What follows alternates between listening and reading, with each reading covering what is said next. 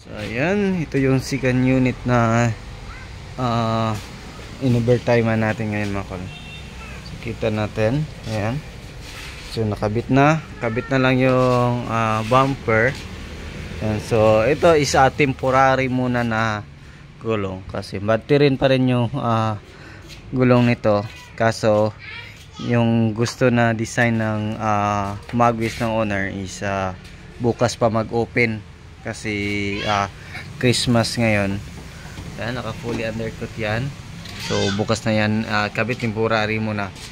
Itong gulong na to is galing yun dun. Tapos na yan na test drive, so gagamitin muna natin to na gulong para gamitin sa test drive. Ayan, tingnan natin dito. Ayan, so yan po yung sealing.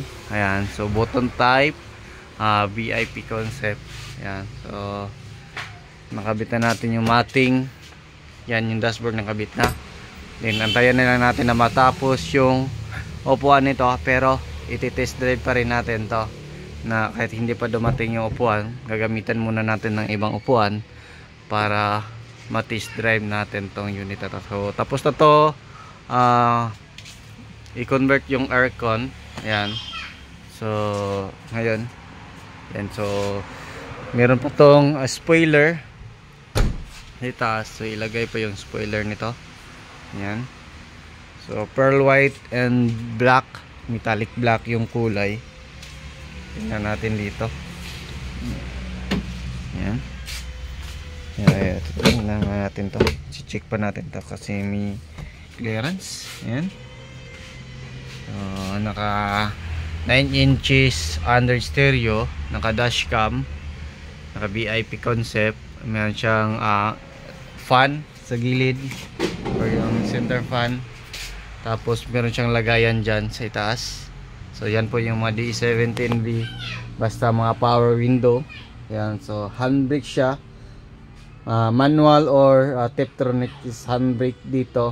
Pag pure automatic, doon po yung parking brake sa gilid ng brake pedal. So yung gagawin niya yon is ikakat yung bumper para hindi sasayad yung gulong ng ating unit. So yan, iti-tint pa to para mas malinis. Yan, lilinisan pa yung mga glass.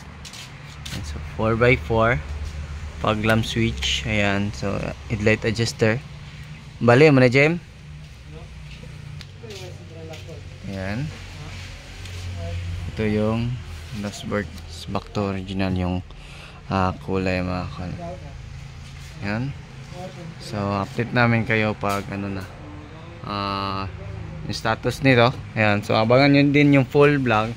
Ganitong unit mga kol is basic setup natin is 330 4x4 Tiptronic captain seat, all power. Depende na yan sa mga upgrade na gusto nyo. Halimbawa mag additional ng lift up, mga gulong, ganun po. Kaya mas mataas po yung presyo na mga upgraded na mga unit. So ito, basic setup is 330. Sa 330 naka mag wheels na yan pero hindi pa lifted. Yung gulong is 13 inches pero tataas yan, depende sa accessories na gusto nyo po ipalagay. So yan lang muna.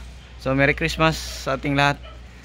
Sa bago lang sa ating channel, don't forget to like, share, and subscribe. Then click na rin yung notification bell para updated kayo sa ating mga next video uploads kayo. Ingat mga kol and bye bye. God bless po sa ating lahat.